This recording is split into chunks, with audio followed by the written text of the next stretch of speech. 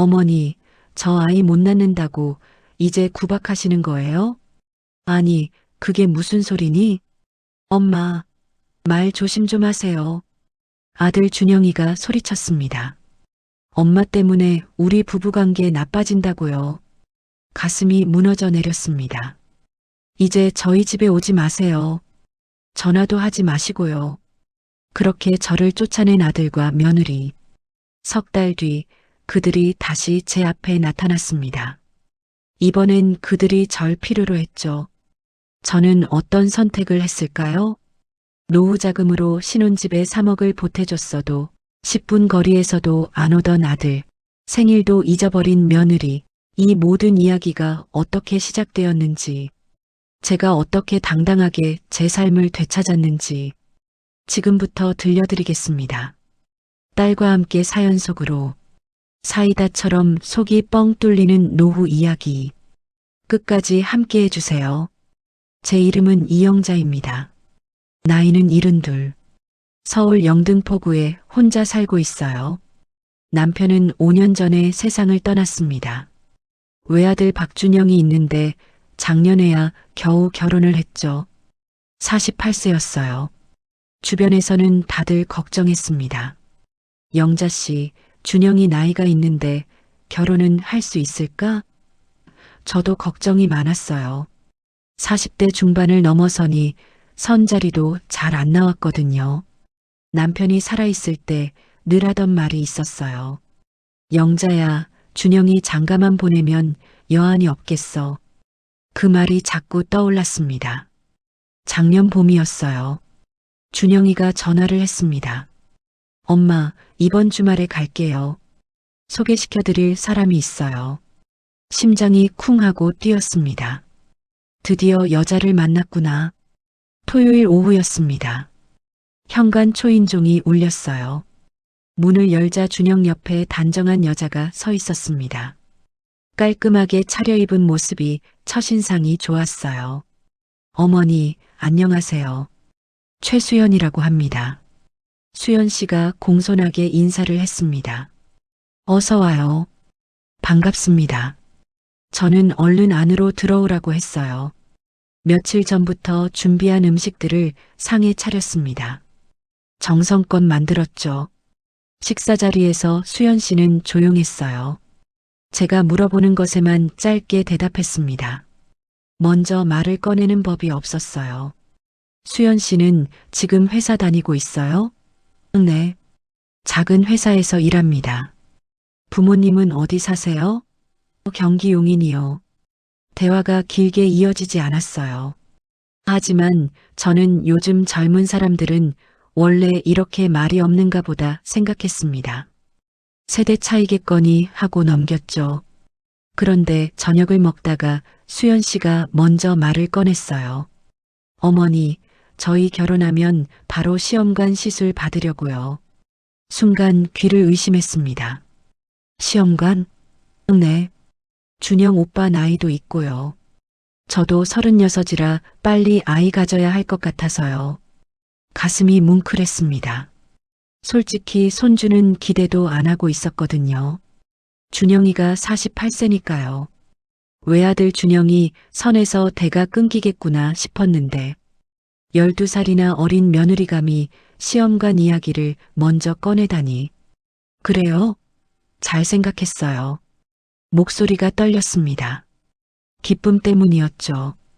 어머니, 제가 준영 오빠랑 정말 잘 살게요. 손주도 꼭 안겨드릴게요. 너무 예뻤어요. 고마웠습니다. 그날 밤 두 사람이 돌아간 후 혼자 설거지를 하며 생각했어요. 수연 씨가 좀 말이 없긴 했지만 착한 아이 같았습니다. 시험관까지 하겠다니 얼마나 고마운지 몰라요. 침대에 누워서도 잠이 안 왔어요. 오랜만에 집이 북적인 것 같아 좋았습니다. 남편 영정 사진을 바라보며 중얼거렸어요. 여보, 우리 준영이 드디어 장가가요. 당신도 좋죠? 한 달 뒤였습니다. 준영이가 조심스럽게 말을 꺼냈어요. 엄마, 왜 무슨 일 있니? 신혼집이요. 전세보단 매매가 좋을 것 같은데 돈이 좀 부족해요. 준영이가 가진 돈이 6억 원이었습니다. 얼마나 있어야 하는데? 9억이요. 9억? 네. 수연이랑 봤는데 강서구 염창동 아파트가 괜찮더라고요. 직장도 가깝고요. 염창동. 그 말에 귀가 번쩍 뜨였습니다. 거기 우리 집에서 10분 거리잖아. 그러니까요. 그래서 더 좋은 것 같아요. 근데 엄마 3억이 모자라요. 3억? 그 돈이면 제 노후 자금 전부였습니다. 남편이 남긴 돈에 제가 모은 돈을 합쳐둔 거예요. 엄마, 무리하시지 마세요. 다른 데 알아볼게요. 하지만 마음이 이미 기울어져 있었어요. 염창동이라면 자주 볼 수 있잖아요. 손주도 태어나면 매일 봐줄 수 있고요. 알았어. 엄마가 보태줄게. 엄마, 괜찮아. 아들 결혼시키는데 쓰는 거지 뭐. 거짓말이었습니다. 괜찮지 않았어요. 하지만 아들이 행복하면 되는 거잖아요. 한 달 뒤 부동산에서 계약했습니다. 준영이 현금 6억에 제 노후 자금 3억을 보탰어요. 총 9억짜리 염창동 아파트였죠. 계약서에 도장을 찍는데 손이 떨렸습니다. 이 돈이면 제가 10년은 편하게 살 수 있는 돈인데 결혼식은 조촐하게 치렀어요. 하객도 많지 않았습니다. 준영이가 워낙 늦게 결혼해서 친구들도 다 가정이 있었거든요. 신혼여행 다녀온 준영이가 전화했습니다. 엄마, 수연이가 병원 예약해놨대요. 시험관 상담 받으러요. 그래, 잘했다. 가슴이 벅차올랐어요. 며칠 뒤 염창동 집들이에 초대받았습니다. 설레는 마음으로 집을 찾아갔어요. 32평 아파트였는데 깔끔하게 꾸며져 있었죠. 어머니, 어때요? 좋네, 정말 좋아. 거실 창문을 열어보니 한강이 보였어요. 여기서 우리 집까지 차로 10분이면 되겠네? 네, 가까워요. 그럼 자주 놀러 와야겠다. 손주 태어나면 내가 봐줄게. 네, 어머니. 감사합니다. 그날 저녁 집에 돌아와 혼자 웃음이 났어요. 10분 거리라니. 매일 볼 수 있겠네 하지만 그게 착각이었다는 걸 곧 알게 됐습니다. 결혼한 지 한 달이 지났어요. 준영이한테서 전화가 한 통도 오지 않았습니다. 궁금해서 제가 먼저 전화를 걸었죠. 준영아, 잘 지내니? 네, 엄마. 잘 지내요. 시험관은 어떻게 하기로 했어? 이번 주에 병원 가기로 했어요. 그래. 엄마도 같이 가도 될까? 아니에요. 괜찮아요. 목소리가 시큰둥했습니다. 그럼 이번 주말에 엄마가 밥 해줄까? 놀러 갈게. 엄마. 준영이가 망설였어요. 주말에는 장모님 댁에 가기로 했어요. 순간 귀를 의심했습니다. 사돈댁? 네. 수연이가 친정 부모님 뵙고 싶대요. 엄마는 다음에 뵐게요. 전화가 끊겼습니다. 멍하니 핸드폰을 쳐다봤어요. 사돈댁은 용인이었습니다. 집에서 1시간 이상 걸리는 곳이에요. 염창동은 10분이면 올 수 있는데 용인은 가고 우리 집은 안 오고 뭔가 잘못됐다는 생각이 들었습니다. 하지만 신혼이니까 그럴 수도 있지. 스스로를 달랬어요. 다음 주말도 마찬가지였습니다. 엄마, 이번 주도 장모님 댁에 가요. 그 다음 주도 똑같았어요. 토요일은 장모님이랑 약속이 있어서요. 한 번도 오지 않았습니다. 견딜 수 없어서 제가 찾아갔습니다. 반찬을 잔뜩 만들어서 들고 갔어요. 초인종을 눌렀는데 아무도 나오지 않았습니다. 전화를 걸었죠. 준영아, 집에 없니? 엄마, 왜요?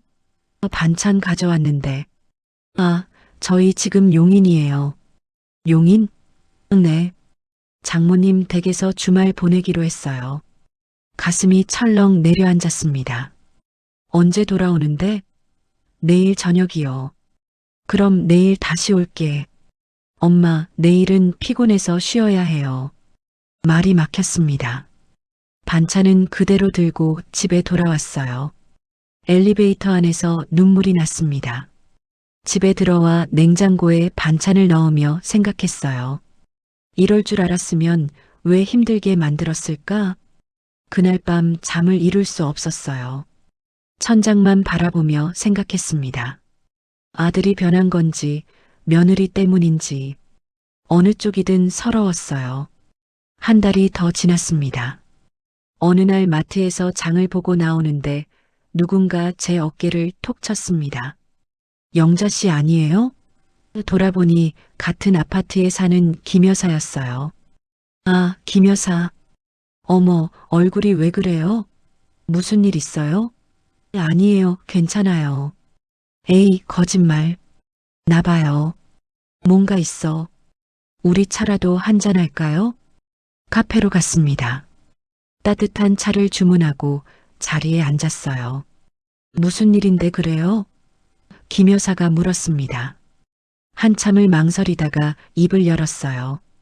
사실은 준영이 결혼했잖아요. 그럼요. 축하한다고 했잖아요. 염창동에 신혼집 얻었어요. 10분 거리예요. 어머, 좋겠네. 가까워서 그게 한 번도 안 와요. 뭐? 매주 토요일마다 사돈댁에만 가요. 용인까지요. 1시간 넘게 걸리는데 김 여사가 찻잔을 탁 내려놨습니다. 그게 말이 돼요? 제가 찾아가면 용인에 있대요. 전화해도 바쁘다고 하고요. 김 여사가 혀를 찼어요. 요즘 며느리들 그래요. 친정만 챙기고 시댁은 몰라요. 제가 너무 기대한 건 아닐까요? 무슨 소리예요? 당연히 와야죠. 10분 거리인데 카페를 나와 집으로 돌아왔습니다. 김 여사 말이 계속 맴돌았어요. 요즘 며느리들은 그렇다. 위안이 되는 듯 하면서도 한편으로 더 외로웠습니다. 그날 밤 혼자 저녁을 차려 먹었습니다. 간단하게 국과 반찬 몇 가지요. 혼자 먹는 밥은 맛이 없었어요. 남편이 살아있을 때는 둘이라도 마주 앉아 먹었는데 식사 후 설거지를 하며 창밖을 바라봤어요. 저 멀리 아파트 불빛들이 반짝였죠. 저 중 한 곳에 준영이와 수연이가 살고 있을 텐데 밥은 먹었을까요? 행복하게 지내고 있을까요? 저는 그저 아이들이 행복하면 됐습니다. 제가 외로운 건 참을 수 있어요. 하지만 가끔, 정말 가끔은 아들이 먼저 전화하고 보러 오면 얼마나 좋을까 생각했습니다. 밤이 깊어갔습니다. 침대에 누워 천장을 바라봤어요. 남편 생각이 났습니다. 만약 남편이 살아있었다면 이렇게 외롭지 않았을 텐데 눈물이 핑 돌았지만 참았습니다. 울면 뭐하나요? 세상은 그냥 이런 거죠. 시간이 흘렀습니다.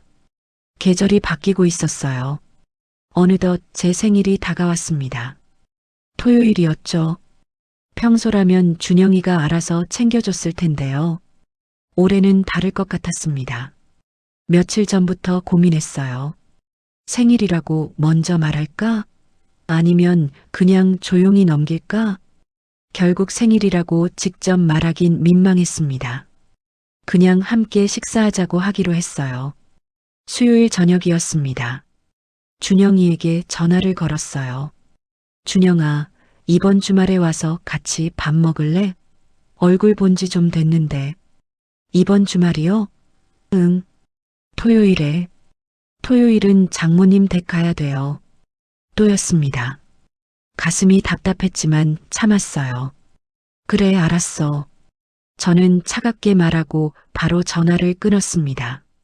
생일이라는 말을 하려다가 입을 다물었어요. 말하면 부담스러워할 것 같았거든요.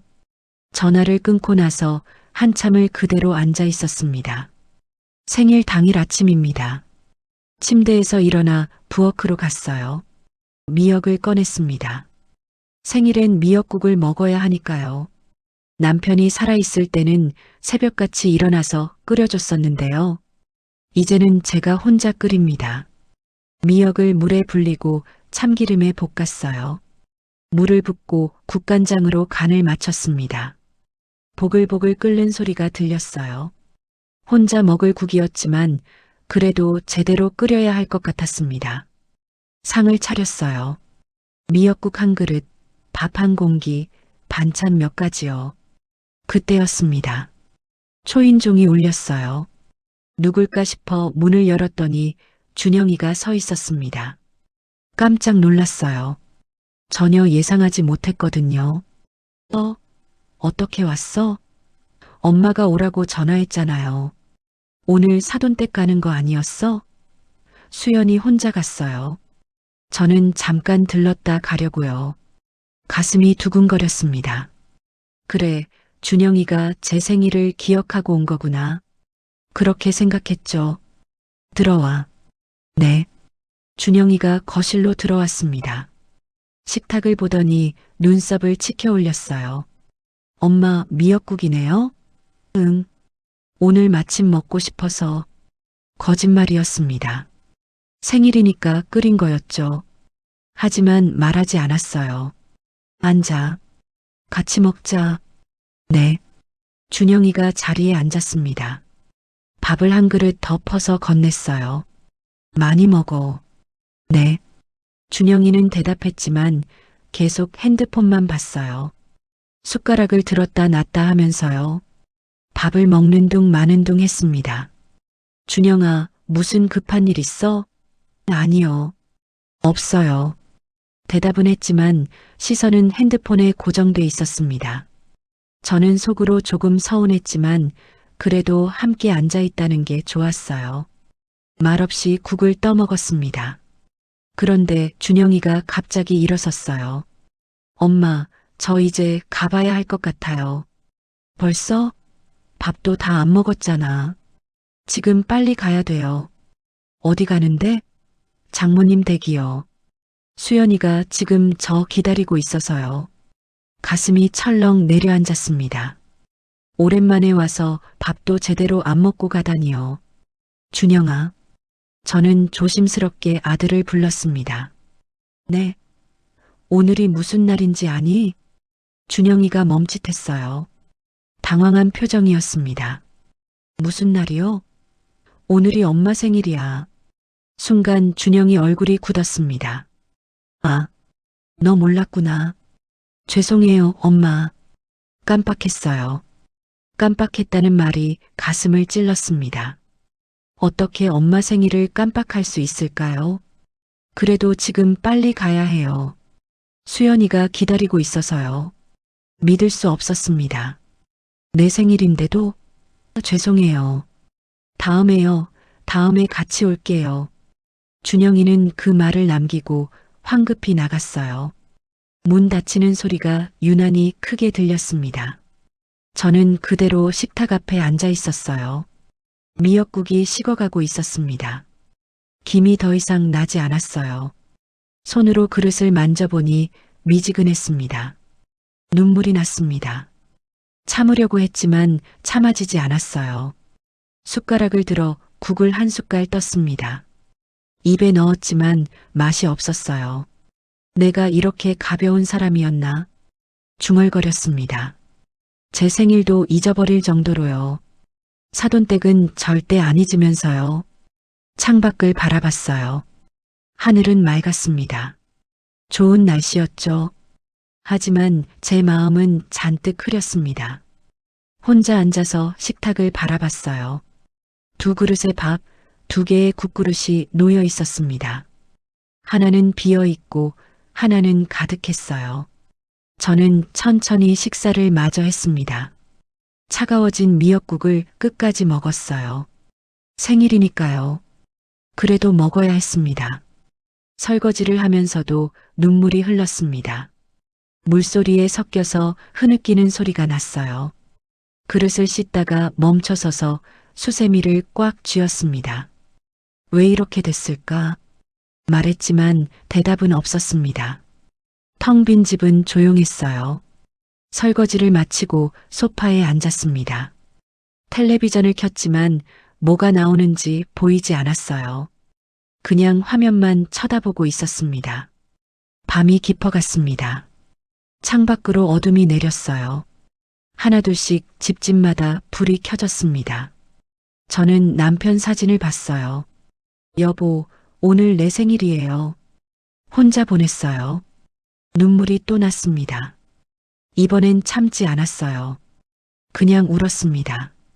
소리내서 울었어요. 한참을 울고 나니 조금 나아졌습니다. 화장실에 가서 찬물로 얼굴을 씻었어요. 거울을 봤습니다. 눈이 퉁퉁 부어 있었죠. 침대에 누웠습니다. 천장을 바라봤어요. 오늘 하루가 주마등처럼 지나갔습니다. 준영이 황급히 나간 모습, 차가워진 미역국, 혼자 먹은 생일밥. 내일은 또 어떤 하루가 올까요? 그런 생각을 하며 눈을 감았습니다. 생일이 지나고 며칠이 흘렀습니다. 집에만 있으니 답답했어요. 계속 생각이 났습니다. 준영이와 수연이는 잘 지내고 있을까요? 문득 궁금해졌어요. 시험관은 어떻게 됐을까? 결혼할 때 수연이가 먼저 얘기했던 거잖아요. 그때 얼마나 고마웠는지 몰라요. 전화를 걸어볼까 말까 고민했습니다. 준영이한테는 연락하기 싫었어요. 생일도 잊어버린 아들한테요. 그럼 수연이한테 직접 물어보면 어떨까? 며칠을 고민하다가 결심했습니다. 그냥 궁금한 거니까 물어봐도 되겠지. 손주 소식이 궁금한 건 당연한 거잖아요. 어느 날 오후였습니다. 용기를 내서 수연이에게 전화를 걸었어요. 신호음이 울렸습니다. 한참 뒤에 받았어요. 여보세요? 수연아, 나야. 네, 어머니. 목소리가 차가웠습니다. 평소보다 더요. 잘 지내니? 네. 수연아, 그게. 시험관은 어떻게 됐니? 침묵이 흘렀습니다. 긴 침묵이었어요. 수연아? 어머니. 수연 씨의 목소리가 싸늘하게 식었습니다. 저 아이 못 낳는다고 이제 구박하시는 거예요? 귀를 의심했습니다. 뭐? 제가 아이를 못 낳으니까 그렇게 따지시는 거죠? 아니야, 수연아. 나는 그냥 궁금해서. 알겠어요. 전화가 끊겼습니다. 뚝 소리와 함께요. 저는 멍하니 핸드폰을 들고 있었어요. 무슨 일이 벌어진 건지 이해가 안 됐습니다. 구박? 내가 구박을 했다고? 소파에 주저앉았습니다. 손이 떨렸어요. 나는 그냥 궁금해서 물어본 건데, 손주가 보고 싶어서요. 그게 구박이 되는 건가요? 가슴이 답답했습니다. 숨쉬기가 힘들었어요. 창밖을 봤지만 아무것도 보이지 않았습니다. 한참을 그렇게 앉아 있었어요. 해가 지고 어둠이 내렸습니다. 불도 켜지 않은 채 그대로 앉아 있었죠. 저녁 7시쯤이었을까요? 핸드폰이 울렸습니다. 준영이었어요. 받기 싫었지만 받았습니다. 여보세요. 엄마. 준영이 목소리가 차가웠어요. 화가 나 있는 것 같았습니다. 왜? 엄마, 수연이한테 왜 그런 말 했어요? 무슨 말? 시험관 일로 구박했다며요? 가슴이 철렁 내려앉았습니다. 나는 그냥 궁금해서 물어본 거야. 엄마도 좀 생각하고 말하세요. 준영이가 소리쳤습니다. 수연이가 얼마나 스트레스 받는지 알아요? 준영아, 나는 정말. 그만해요. 엄마 때문에 우리 부부관계도 나빠진다고요. 믿을 수 없었습니다. 제가 뭘 잘못했다는 건가요? 준영아, 엄마가 뭘 잘못했는데? 이제 저희 집 일에 신경 쓰지 말아달라고요. 그게 무슨 말이니? 이제 저희 집에 오지 마세요. 준영이가 소리쳤습니다. 전화도 하지 마시고요. 머리가 하얘졌습니다. 준영아, 됐어요. 저희끼리 알아서 할게요. 더 이상 간섭하지 마세요. 전화가 끊겼습니다. 핸드폰이 손에서 미끄러져 바닥에 떨어졌어요. 쿵 소리가 났습니다. 저는 그대로 주저앉았습니다. 다리에 힘이 풀렸어요. 가슴이 무너져 내리는 것 같았습니다. 내가 뭘 잘못했지? 소리내어 물었지만 대답은 없었습니다. 텅 빈 거실에는 저 혼자였어요. 눈물이 흘렀습니다. 소리내어 울었습니다. 한참을 울었죠. 바닥에 떨어진 핸드폰을 집어들었습니다. 화면이 금이 가 있었어요. 제 마음처럼요. 그날 밤 잠을 이룰 수 없었습니다. 침대에 누워 천장만 바라봤어요. 준영이 목소리가 계속 들렸습니다. 저희 집에 오지 마세요. 전화도 하지 마시고요. 새벽이 밝아왔습니다. 창문으로 희미한 빛이 들어왔어요. 저는 침대에서 일어나 거실로 갔습니다. 소파에 앉아서 생각했어요. 이제 어떻게 해야 하나? 준영이는 더 이상 제 아들이 아닌 것 같았습니다. 수연이의 사람이죠. 마음속으로 결심했습니다. 이제 연락 안 하겠어. 더 이상 매달리지 않을 거야. 전화도 하지 않고 찾아가지도 않을 거예요. 그들이 원하는 게 그거니까요. 저를 신경 쓰지 말라고 했잖아요. 창밖을 봤습니다. 해가 떠오르고 있었어요. 새로운 하루가 시작되고 있었죠. 하지만 제 마음은 여전히 어두웠습니다. 부엌으로 가서 물을 한 잔 마셨어요. 목이 말랐습니다. 거울을 봤어요. 눈이 퉁퉁 부어 있었죠. 밤새 운 탓이었습니다. 그날부터 저는 준영이한테 전화하지 않았습니다. 마음의 문을 닫아버린 거죠. 처음엔 힘들었습니다. 아들 생각이 나고 보고 싶었거든요. 하지만 전화를 할 수가 없었어요. 오지 마세요라는 말이 계속 들리는 것 같았으니까요.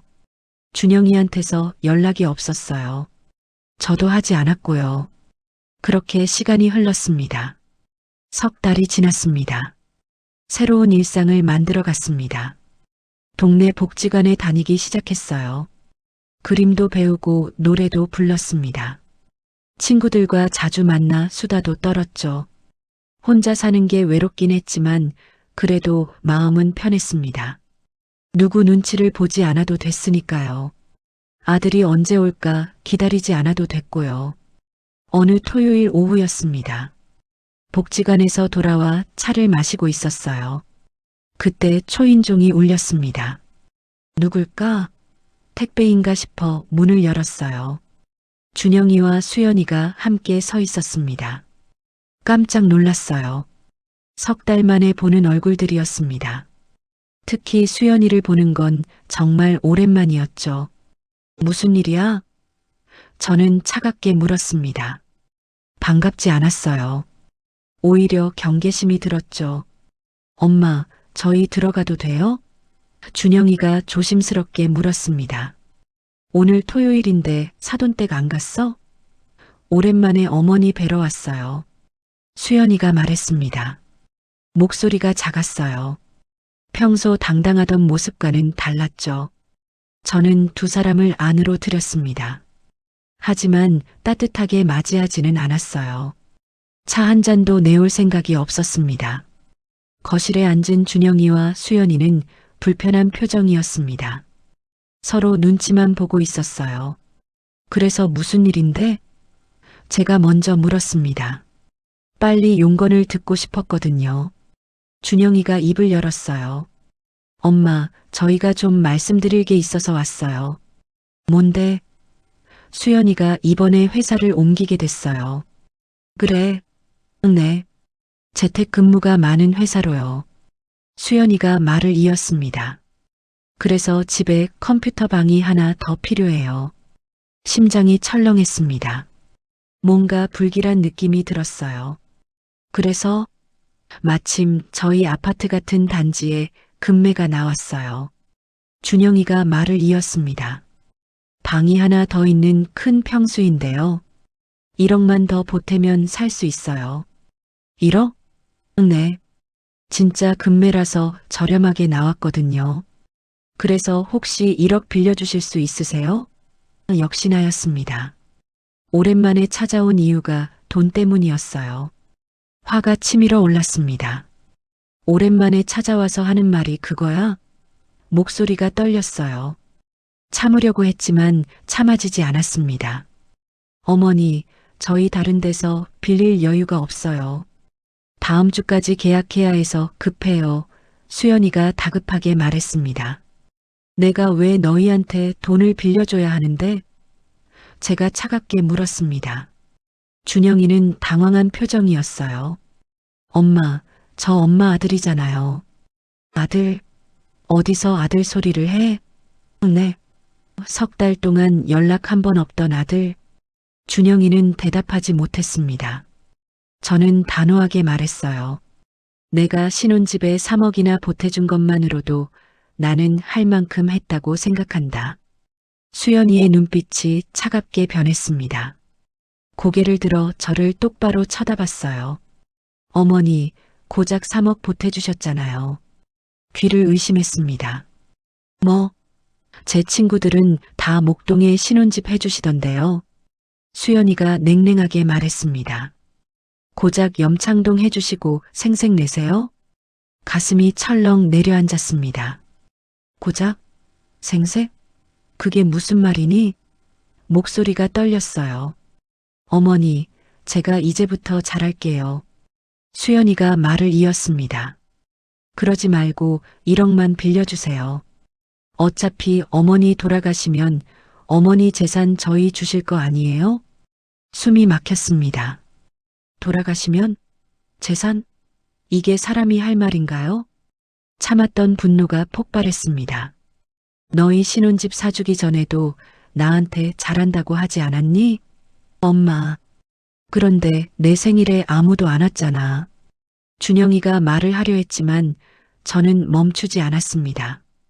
주말마다 친정집만 갔지. 10분 거리는 한 번도 안 오고.